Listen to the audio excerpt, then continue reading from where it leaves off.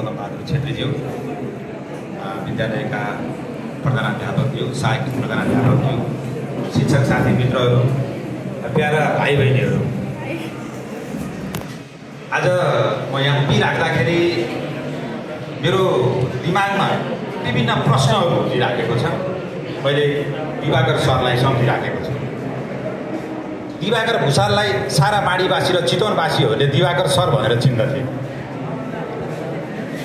एउटा जमिनदार वर्गको परिवारमा हुर्केको दिवाकर भुषाल 2006 सालमा जन्मेर 54 वर्षको उमेरमा, म आफै 55-56 वर्षको भइसकेँ, मभन्दा कलिले उमेरमा 54 वर्षको उमेरमा क्यान्सर जस्तो घातक रोगले उहाँलाई निधन बनायो। मैले यो बेलामा एउटा कुरा सम्झिन्छु, मानिसका विभिन्न जिउने तरिकाहरू हुन्छन् अथवा मानिसहरू विशेष त 4 किसिमका हुन्छन्। एउटा मानिस ऊ आफ्नो जीवनमा आफ्नो व्यक्तिगत पारिवारिक व्यवस्थापन गरेर जिउँछ। अर्को मानिस 75% समय घर परिवार आफ्नो निजी प्रश्नमा ध्यान दिन्छ र 25% समय समाज वरपर पनि ध्यान दिन्छ। तेस्रो खालको मानिस छ 50-50% समय सामाजिक देश जनताको लाई पनि टाइम दिने र परिवारलाई पनि टाइम दिने गर्दछ।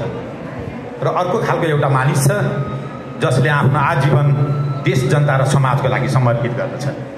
ती 4 किसिमका मानिसहरूमध्ये सबै मानिसहरू उत्कृष्ट नै हो, तर सबभन्दा उत्कृष्ट मानिस चाहिँ आफ्नो जीवन देश समाज र परिवर्तनको लागि दिने मानिस नै सबभन्दा उत्कृष्ट मानिस हो। त्यो मानिस दिवाकर भुषाल हो। मैले दिवाकर सरप्रति श्रद्धा सुमन व्यक्त गर्न चाहन्छु, श्रद्धाले शिर नुगाउन चाहन्छु। एउटा जमिनदारको छोरो, 8-10 बिघा जमिन भएको मानिसको बुवाको छोरो। बुवाले उहाँलाई भरतपुरमा र काठमाडौँमा घर बनाउन भन्नुहुन्थ्यो, उहाँ चाहिँ श्रमिकसँग सँगै यात्रा गर्नुहुन्थ्यो, मजदुरहरूसँग सँगै यात्रा गर्नुहुन्थ्यो, काम गर्ने किसानहरूसँग सँगै खेतबारीमा कोदालो खन्नुहुन्थ्यो, हलो जोत्नुहुन्थ्यो। यो एकदम तपाईँहरूलाई अचम्म लाग्छ विद्यार्थी भाइ बहिनीहरू। मैले यो कुरा किन उठाइराखेको छु म अहिले भन्छु। अहिले मानिसहरू कसरी बिग्रिराखेका छन् त्यो कुरा तपाईँहरूले थाहा पाउनुपर्छ। दिवाकर सर यस्तो हुनुहुन्थ्यो, देख्दा पातलो दुब्लो हुनुहुन्थ्यो। उहाँलाई कहिले लाउने राम्रो कुराको खोजी भएन, कहिले मिठो खाने कुराको खोजी भएन। आम जनसमुदायहरूको जतिखेर दिवाकर सर एसएलसी पास गरेर आइए पढेर आइसकेपछि माडीमाथिको टिचर हुनुभयो। मैले दिवाकर सरले पढाएको इतिहास विषय पढेको थिएँ। त्यतिखेर अहिले अर्थशास्त्र भनिन्छ, ग्रामीण अर्थशास्त्र पढ्नुहुन्थ्यो दिवाकर सरले। ग्रामीण अर्थशास्त्र पढ्ने म चाहिँ दिवाकर सरले 10 क्लासमा ग्रामीण अर्थशास्त्र पढाउने पछि जो थर्ड भयो त्यसो हुन्थ्यो। त्यतिखेर ग्रामीण अर्थशास्त्रमा दिवाकर सरले पढाएका सबै विषयहरूमा 100% रिजल्ट आउँथ्यो। त्यो इकोनोमिक्स र चाहिँ हिस्ट्रीमा पढाउनुहुन्थ्यो। यस्तो एकदम डाइरेक्ट कन्टेन्ट थियो उहाँले, त्यस्तो प्रतिभा थियो। एकदम कम बोल्ने, श्रम एकदम गर्ने, मेहनत गर्ने। उहाँ हेड सर कहिले गर्नु भएन, तर सबै शिक्षकहरूले, सबै हेड सरहरूले, सबै व्यवस्थापन समितिहरूले उहाँसँग सल्लाह गरिरहनु। कुनै पार्टीको नजिक भए पनि आम मानिसहरूको अभिभावक गर्नुहुन्थ्यो। विशेष गरेर दलितहरू। त्यतिखेर कस्तो थियो भने पञ्चायत थियो, कोही बोल्न पाइन्थेन। दलितहरूमाथि एकदम उत्पीडन थियो। सार्वजनिक इनारहरूमा दलितहरूले पानी निकालेर खान नपाउने। पदमजी यहीँ हुनुहुन्छ, 28 सालमा इनारबाट पानी थुकेको न्युमा ठुलो लडाइँ भएको थियो। त्यस्तै दलित बस्तीहरूमा गरिबहरूमाथि, दलितहरूमाथि चाहिँ एकदम उत्पीडनहरू थियो, भोकमरीहरू थियो, आर्थिक विपन्नताहरू थियो। थारूहरूमा त्यस्तै थियो, दलित समुदायमा त्यस्तै थियो, गरिबहरूको बिचमा त्यस्तो थियो। दिवाकर सर मलाई एकदम राम्रोसँग थाहा छ। एउटा भनाइ जनक सरले सम्झाउनुहुन्छ कि सम्झाउनुहुन्न, हामी दाजुभाइ सँगै थिएँ। म मामा घरमै हुर्केको मान्छे हो।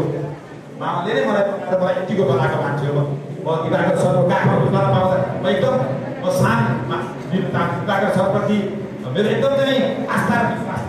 त्यसैले त म दिवाकर सरको विचारलाई म परै पनि छोड्दिनँ भनेर प्रतिबद्धता जाहेर गरेको छु। एकचोटि के हो भने जेठको महिना थियो, भोकमरी समस्या थियो गुरुबारीका संसारमा।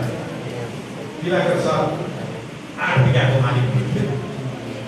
मकै राम्रो थियो र उहाँले मकै निकालेर मकै छोडाएर मकै लिएर जानु भनेर छोड्नु र मकै निकालेर 3-4 क्विन्टल मकै मैले मेरै आँखाले देखेको बर्खामा काम गर्नु आउनु होला भनेर दिनुभयो उहाँहरू बर्खामा काम गर्न आउनु भएन किन भन्दा बर्खामा काम गरेको बर्खामा नै खानु पर्छ अर्कालाई दिन सक्नु हुँदैन एक दिन हामी पारिवारिक रूपमा छलफल चलिराख्दाखेरि यसरी त हामी जोगी भइन्छ नि त भनेर हामीले पैसा उठाउँदाखेरि केही फरक पर्दैन उनीहरूले तिर्न सक्दैनन् उनीहरूले अहिले कमाएको अहिले नै खानुपर्छ कसरी तिर्ने गरिब भइएछ भने सँगै बाँचौँला उनीहरूसँग भने यस्तो खालको प्रतिबद्धता थियो दिवाकर सरले मैले एकदम गरिब किसानहरूसँग गरिब मजदुरहरूसँग उत्पीडित जातिहरूसँग उहाँको राम्रो सम्बन्ध थियो अर्को महिलाहरूलाई अगाडि बढाउने परिवार सबैलाई सामाजिक काममा अगुवाई गर्ने स्वयं तीर्थकुमारी म्याडमलाई माडीका विभिन्न विकास निर्माण सामाजिक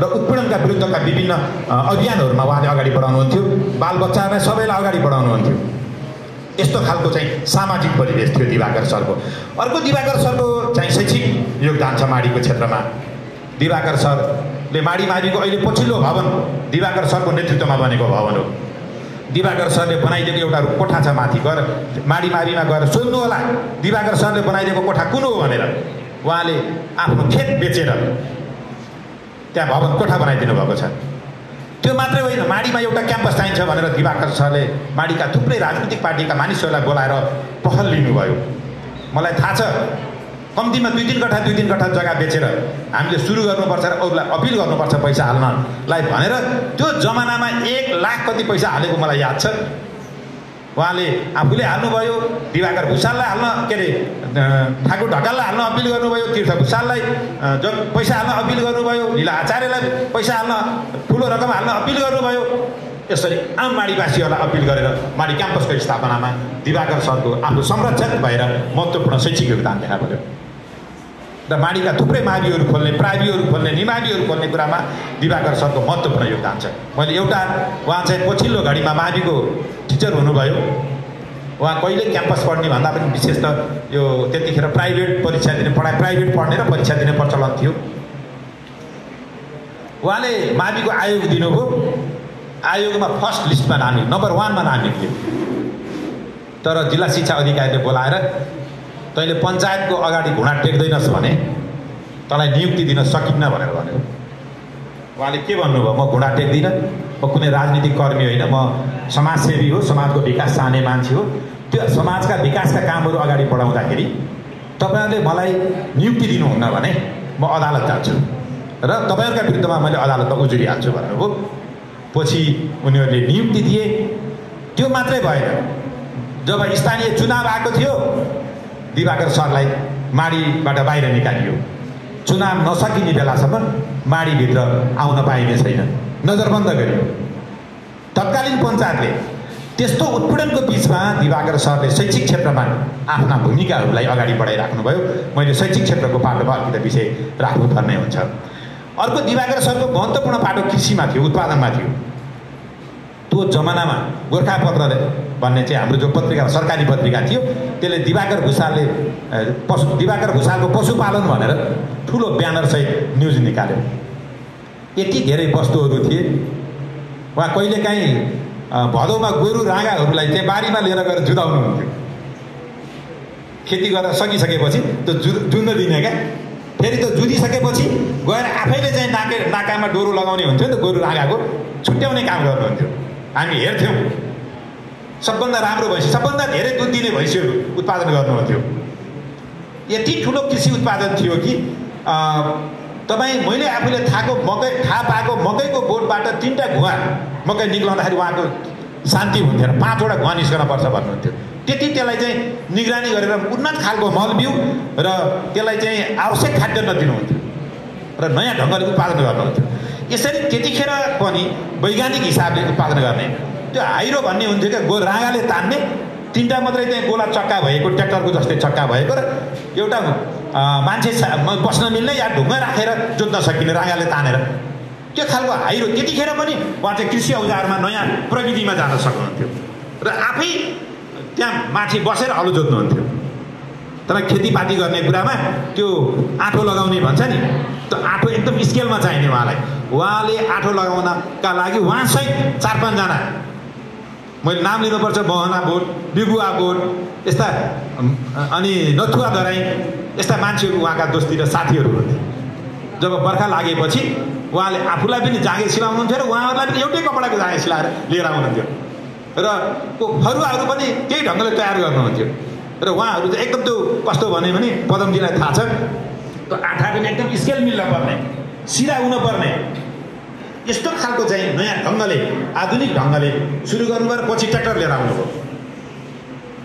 यो खालको चाहिँ आधुनिकीकरणको प्रक्रियामा पनि उहाँ अगाडि हुनुहुन्थ्यो। त्यो मात्रै होइन, गाई बस्तुहरूलाई नयाँ नस्ल सुधार गर्ने, इन्डियामा जाने मुर्गा रागाहरू लिएर आउने, नयाँ जातको चाहिँ गोरुहरू लिएर आउने, अत्यधिक दुध उत्पादनमा ध्यान दिने, यो खालको चाहिँ कृषिको पशुपालन र कृषि उत्पादनमा, खेतीपातीमा समेत उहाँको चाहिँ महत्त्वपूर्ण योगदान थियो।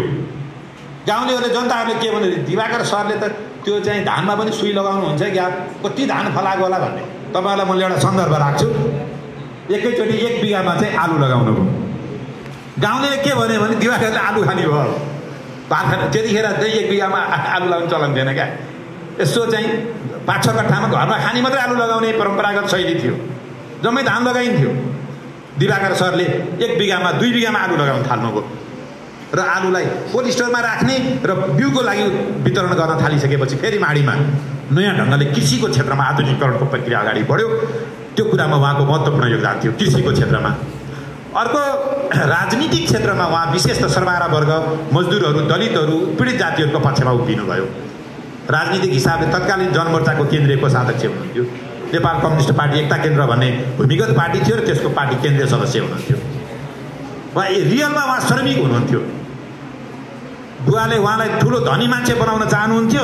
उहाँ जमिन बेच्दै श्रमिकहरूसँग, मजदुरहरूसँग, किसानहरूसँग यात्रा गर्न रमाउनुहुन्थ्यो। कस्तो स्वभाव थियो। उहाँ कहिल्यै पनि भरतपुरमा घडेरी किन्न तयार हुनु भएन, काठमाडौँमा घडेरी किन्न तयार हुनु भएन। यस्तो भयो कि तपाईँहरूलाई मैले एउटा सन्दर्भ सिकाउँछु। दिवाकर सरलाई क्यान्सर रोग लाग्यो।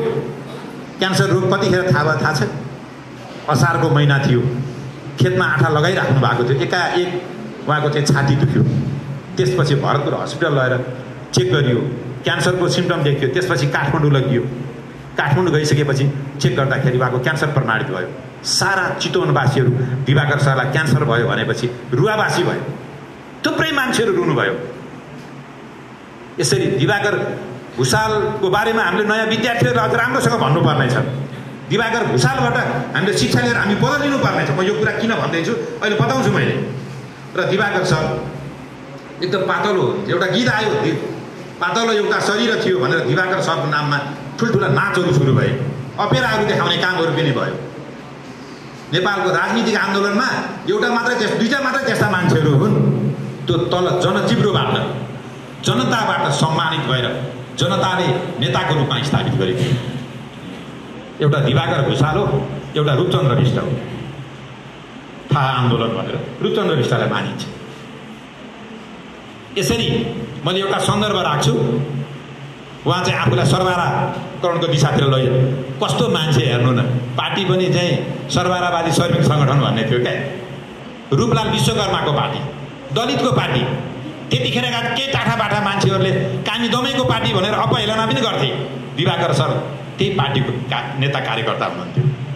उहाँले त्यसमा गर्व गर्नुहुन्थ्यो।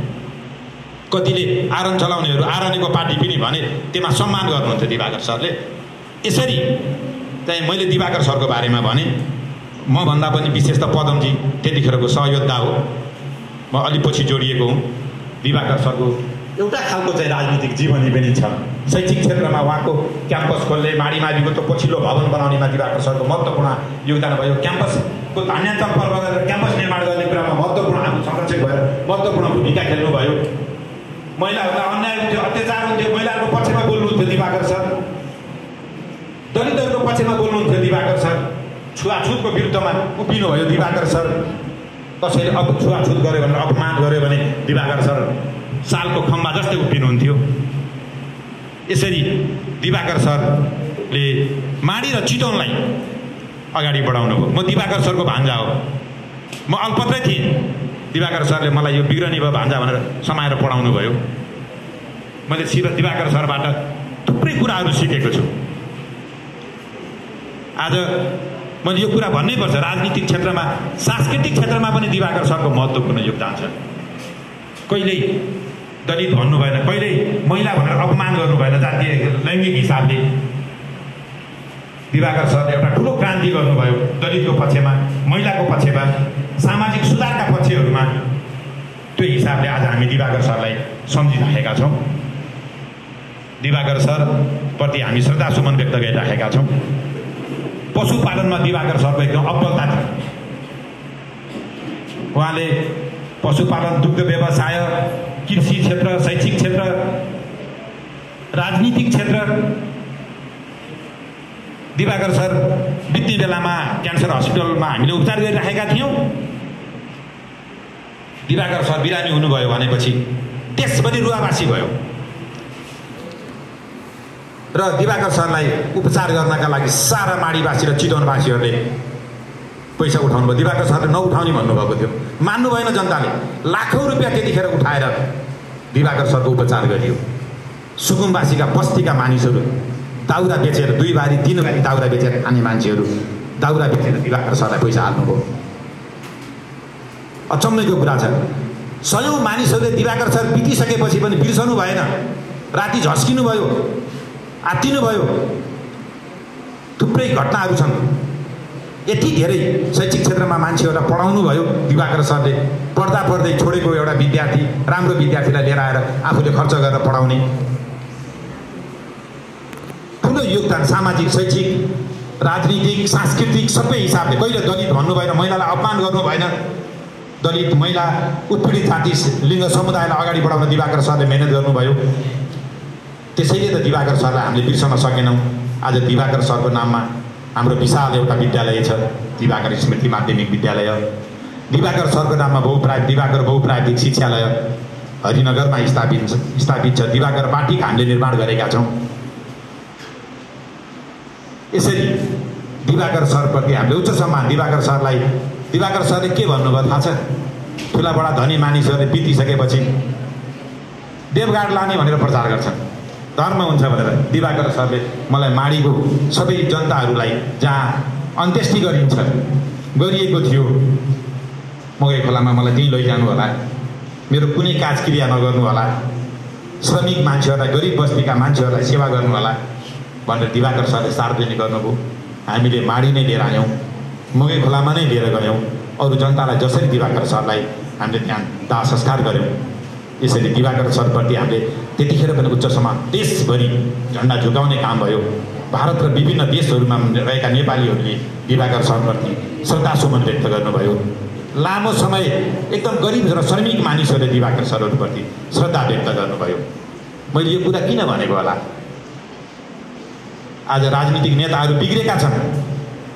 नेपो किड्स र बेबी किड्स भनेर अहिले यहाँ आइरहेको छ। आज पार्टीका नेताहरूका छोराछोरीहरू, उनका जीवनशैलीहरू जनतासँग सरोकार छैन। आफूले आनन्द पाएपछि पुग्ने भएको छ। दिवाकर सर त्यसको विरुद्धमा हुनुहुन्थ्यो। आम जनताको सुख र शान्तिमा, आनन्दमा, आम जनसमुदायहरूको उन्नतिमा, प्रगतिमा दिवाकर सर रमाउनुहुन्थ्यो। त्यसैले त हामीले दिवाकर सरलाई स्मरण गरिरहेका छौँ, दिवाकर सरलाई सम्झिरहेका छौँ। मैले अन्त्यमा दिवाकर भुषाल हाम्रो प्रेरणाको स्रोत हो। दिवाकर सरले भोकानाङ्गा गरिबहरू, श्रमिकहरू, महिलाहरू, उत्पीडित जाति, लिङ्ग र समुदायको पक्षमा जीवनभर लड्नुभयो। त्यसरी नै हामी सबैले दिवाकर सरप्रति सम्मान गरौँ, दिवाकर सरलाई स्मरण गरौँ, सिकौँ। अहिले सुविधा होइन, सम्पन्नता मात्रै खोज्ने होइन, निजी जिन्दगी मात्रै होइन, आम रूपमा सबैको सामाजिक हिसाबले उठ्ने गरी हामीले सोचौँ। यी विषय राख्दै पुनः दिवाकर सरप्रति हार्दिक श्रद्धासुमन व्यक्त गर्दै मैले दिवाकर सरप्रति नमन गर्दै संक्षिप्त भनाइहरू यहाँ राख्छु। हस्त, धन्यवाद, अभिवादन।